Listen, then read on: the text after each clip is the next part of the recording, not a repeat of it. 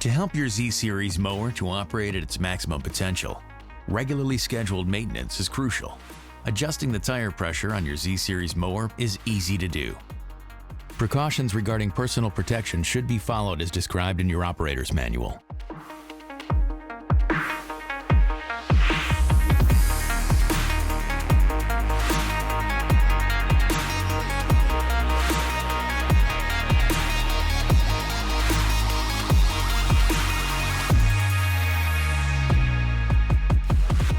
To complete this task, you will need an air compressor and tire pressure gauge.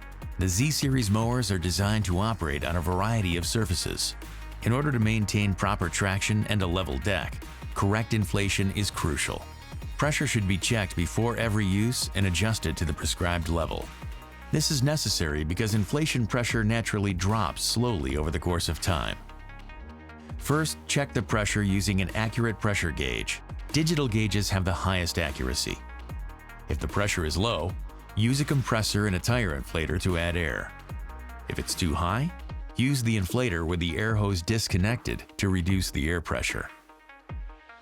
Consult your operator manual for the proper inflation pressure.